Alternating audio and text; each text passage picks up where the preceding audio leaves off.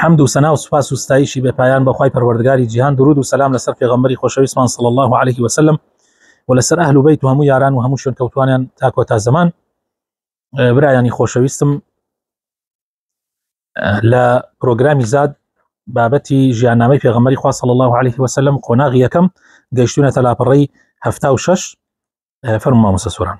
غزوة خيبر العام السابع الهجري. غزای خەیبەر لە ساڵی حوتی كوتشي. ما كاد رسول الله صلى الله عليه وسلم بعد صلح الحديبية وبعد تلك الأحداث أن يستريح بالمدينة شهرا من الزمن حتى أمر بالخروج إلى خيبر. أفرمي زوري فينا شو لباشوي في غمري خاص صلى الله عليه وسلم عاشتنامي حديبية مور كرد لقل بيبا وركاني قريشة ولا دواي أوهم روداوان ماندو كره براسي في غمري خاص صلى الله عليه وسلم يكمان إسراحتي نكرد بشوي ندا حتى وكو أمري كرد وفرماني كرد كوا مسلمانان بسفايكي برتشكوا روب كان خيبر. فقد كان يهود خيبر يعادون المسلمين. جولكي خيبر زور جايتي مسلمانان أكرد. وقد بذلوا جهدهم في جمع الأحزاب في غزوة الخندق لمحاربة المسلمين. أوان بونك كوششكي زور يعني كرد كوا أحزاب كو بكنوا لغزاي خندقة بو دجايتي كردني مسلمانان ولنا وبردني مسلمانان. وخرج رسول الله صلى الله عليه وسلم في مطلع العام السابع الهجري في جيش تعداده 1600 رجل. في غمر إخوان صلى الله عليه وسلم لسرتاي صالي حوتي كوتشي بسوبايكي 1600 نفرية روي كردا خيبر. وكانت خيبر محصنة تحصينا قويا فيها 8 حصون منفصل بعضها عن بعض. خيبر قلاكاني زور قايم بون، زور بهيز بون، 8 قلاي تيابو كاللي يك جابون، يعني هو نبو بدم يكو به هميان اللي يك جابون زور تذكرابو براستي. وكان يهود خيبر من أشد الطوائف اليهودية بأسا وأكثرها وأوفرها سلاحا. يهودي خيبر لا همو طائفة كان يجولكا درتربون، يعني زور بهيز بون، ولا همويان زياتر شكو تقمنيان هبو. والتقى الجمعان واقتتلوا قتالا شديدا. هردولا برانبر بو يكبون وو جنگي زور تون رويدا لنيواني هردولايا. واستولى اليأس على اليهود. لأخيرا جولكا بأميد بون. وطلبوا من النبي صلى الله عليه وسلم الصلح على أن يحقن دماءهم. باش أويكا چەند قەڵایەکیان شکێنرا و مسلمانان توانیان سەرکەون بەسەریا، باقیەکەیان تەسلیم بوون و داوایان لە پێغەمبەری خوا کرد صلی الله عليه وسلم ئاشتینامەیەک لە نێوان هەردوو لایە مۆرکە. فقبل الرسول صلى الله عليه وسلم وصارت أرضهم لله ولرسوله وللمسلمين. پێغەمبەری خوا صلی الله عليه وسلم رازی بوو و صلحێک لە نێوان هەردوو لا ڕوویدا بەو مەرجەی کەوا زەوی و زارەکانیان بو خوابه بو پیغمبري خوابه بو مسلمانان به، يعني وكو فيء. وهكذا استولى المسلمون على خيبر. بمشي ويا مسلمانان دصلاتيان قرد بسر خيبره. وكان من بين ما غنم المسلمون منهم عدة صحف من التوراة، فطلب اليهود ردها فردها المسلمون إليهم. لويك مسلمانان دصلاتيان قرد بسريا، يعني بدأ يعني كر لو غنيمان كر لو غنائماني يهود هنديك صحفي توراة بو كهي قوركاني أهلي كتاب بو جولك داوایان کرد پێغەمبەری خوا صلی الله عليه وسلم بۆیان بگێڕێتەوە، پێغەمبەری خوا صلی الله عليه وسلم بۆیان يقرانەوە. ولم يصنع الرسول عليه الصلاة والسلام ما صنع الرومان حينما فتحوا أورشليم كتب النصارى التي كانت فيها. پێغەمبەری خوا صلی الله عليه وسلم کو ڕۆمەکانی نەکرد کەوا کاتێک ئۆرشەلیمیان داگیر کرد، يعني قدس، هرچی كتبي نصارى بو همويان سوتان كتيايا هبو وداسوا بأرجلهم ببيو تشونا سري. ولا ما صنع التتار حين أحرقوا الكتب في بغداد وغيرها. ونوك تاتاريش كاتيك كبغداد وشاركاني تري إسلاميان داگير كرد براسي همو كتب كان همو برتوكا كان سوتانت. عمرة القضاء أو القصاص. بله عمري قضاء، يعني أو عمري كصالي 6 لصلح الحديبية قرار أبو بكر بەڵام ئەنجام نەدرا بۆیە لە بڕیارەکەوا بوو کەوا ساڵی حەوت ئەو عمرەیە بکرێ پێغەمبەری خوا صلی الله عليه وسلم ئەو عمرەی ئەنجامدا و ناونرا عمرەی قەضا یان قیساس. ذو القعدة السنة السابعة للهجرة. لذو القعدة يعني مانجي ذو القعدة صالي حوتي كوتشي أو عمرية رويدا. كانت عمرة القضاء في ذي القعدة من السنة السابعة للهجرة بعد عودة النبي صلى الله عليه وسلم من خيبر بأشهر. دو أوي بيغمبري صلى الله عليه وسلم لخيبر قرايا وبشان مانجيك أو عمرية أنجام دل مانجي ذي القعدة صالي حوتي كوتشي. حيث خرج رسول الله صلى الله عليه وسلم إلى مكة حسب الاتفاق مع قريش في الحديبية. بله بيغمبري صلى الله عليه وسلم تشوبو مكة ببي أو اتفاقي ككرابو لنيواني بيغمبري خوا وقريشة لحديبية. وقد بلغ عدد من شهدها 2000 سوى النساء والصبيان. أواني كأمادي أو عمرية بون 2000 كسبون جيجا لمنالو آفرت. وطاف المسلمون بالكعبة. مسلمانان طوافي كعبيان كرت. وأظهروا من القوة والجلد ما جعل قريشا تتعجب من قوته. زور هيزو توانایان نوانت لكاتي عمرك يعني بسيد جار برا كردنا وأمانة چونك وانوان بيستويان كمدينة مسلماناني زعيف كردية أو كشو هواي مدينة جا خوش نبو يعني وان بيستبو كمسلمانان بيهيز بون جا بيغمري خواست الله سم داوي لمسلمانان كرد كهيزو توانايا كي زور بنوينن أو بو سيد جار برا كردن بهرولا كرديان ولنيواني صفا ومروشة هروليانا كرد يعني أو بس أو بيشان بوه لا نلا طوافة نلا سعيشة بو بيشان داني هيزو تواناي مسلمانان بو. وأنزل الله في هذه العمرة قوله تعالى خوي تعالى درباري أم عمرية أم آيتاني دابزان لقد صدق الله رسوله الرؤيا بالحق لتدخلن المسجد الحرام إن شاء الله آمنين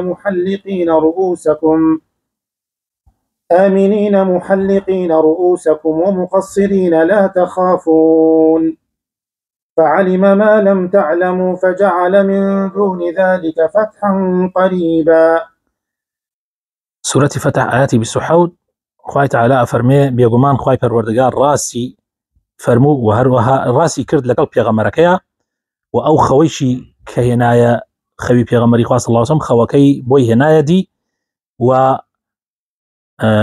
بيغمر ومسلمانان أتشنا مسجد حرام وإن شاء الله آمنين محلقين رؤوسكم ومقصرين أتشنا حرام وعمره أنجامدا وسري خوان أتاشن يا كورتيا كنوا لا تخافون لهيج كسيكش ناترسن فعلم ما لم تعلموا أو إخوة عيزاني ونايزانا فجعل من دون ذلك فتحا قريبا وجعل مش خواي تعالى سركوتن وفتحكيش أهينات الرقاي مسلمان. ويقال لها عمرة القصاص لأنهم صدوا رسول الله صلى الله عليه وسلم في ذي القعدة في سنة 6 فاقتص منهم فدخل مكة في ذي القعدة من سنة 7. بله أما بيش يوتري عمري قصاص بو معنايك أوان ريقريان لبيغمرك صلى الله عليه وسلم لصالي الشاشة بتشه جاء بيغمري خاص الله سمكو بيجي قصاصي يعني حقي لي أنسان دوا طولي لي أنسان دوا كوا لصالي حوتا جارێکی تر پێغەمبەری خوا صلی الله علیه و سلم لەگەڵ مسلمانانە بە جەمعێکی زۆرترەوە چوون بۆ عمرە و عمرەی خۆیانیان بەڕێک و پێکی ئەنجامدا. غزوة مؤتة جمادي الأولى السنة 8 للهجرة. غزای مؤتە لە ساڵی 8 کۆچیە لە مانگی جەمادی یەکەمە ئەنجام درا.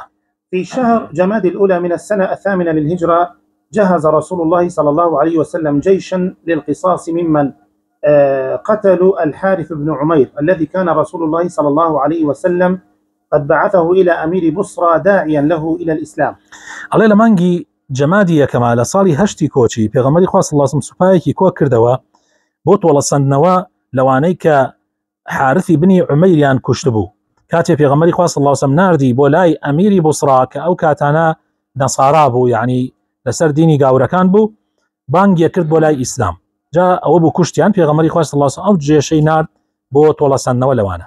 وأمر على الجيش زيد بن حارثة رضي الله عنه وقال عليه الصلاة والسلام إن أصيب زيد فجعفر بن أبي طالب وإن أصيب جعفر فعبد الله بن رواحة.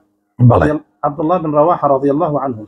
بله پێغەمبەری خوا صلى الله عليه وسلم زيد بن حارثة باوکی ئوسامەی کرد بە ئەمیری ئەم جەیشە ئەم سوپایە و فەرمووی ئەگەر زەید ليدرا أو جعفر أبي أمير أجر جعفرش ليدرا وعبد الله كري رواحة. وانطلق الجيش وبلغ عددهم 3000 من المهاجرين والأنصار، وأوصاهم الرسول صلى الله عليه وسلم بألا يقتلوا امرأة ولا صغيرا ولا شيخا فانيا ولا يقطعوا شجرا ولا يهدموا بناء. جيشك وسباكا كوتريه وجماري أم سبايا 3000 كذبون لمهاجرين ولأنصار، وبيغمري خاص الله سم وصيتي بيان كرد كوا آفرت نكوجن منالي بچوك نكوجن بياوي بير نكوجن وهيج داريك نبرن وهيج بنايك نروخينا.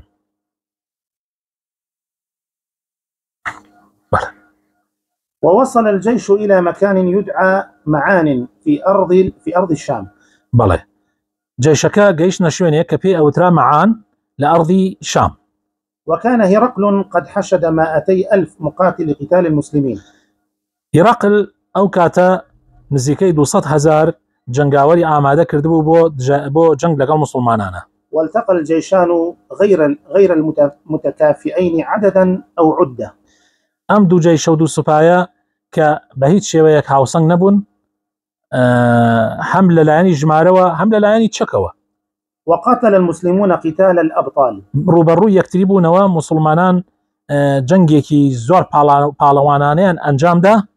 وصمدوا أمام هذا الجيش الضخم.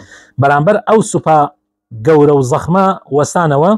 وقاتل زيد بن حارثة حامل اللواء حتى استشهد. زيد كري حارثة كهالقري آلاي إسلام بو أميري مسلمانان بو جنگا حتى شهيد بو. فتولى القيادة جعفر بن أبي طالب. هاشان سركرداتي سباي مسلمانان كوتا دستي جعفري كري أبي طالب. وحمل اللواء بيمينه فقطعت. آلاكي بدستي راسي قرت دسوا بريانوا. ثم حمله بشماله فقطع. أم جاب دستي شبي قرد يدستوا أويشان بريوا. فاحتضنه بعضديه حتى ضربه رجل من الروم فاستشهد. أم جا خستي باوشي وآوا باوشي بياكر آلاكا حتى وكو كابرايك الرومي ليدا شهيدي كرد. فسمي بذي الجناحين حيث أبدله الله بيديه جناحين يطير بهما في الجنة حيث يشاء. بويا بي أوتري جعفر ذي الجناحين يعني خواني دوبالكا خوي تعالى أو دوبالي بو أقوري بدوبالك كبي أفري بناوي بهشتا وهرشو نبيه. ثم أخذ الراية عبد الله بن رواحة وقاتل حتى استشهد. أم جا عبد الله كري رواحة آلاكي قرد دسوا أم جا أوي جنگاتا شهيد بو. فأخذ الراية خالد بن الوليد.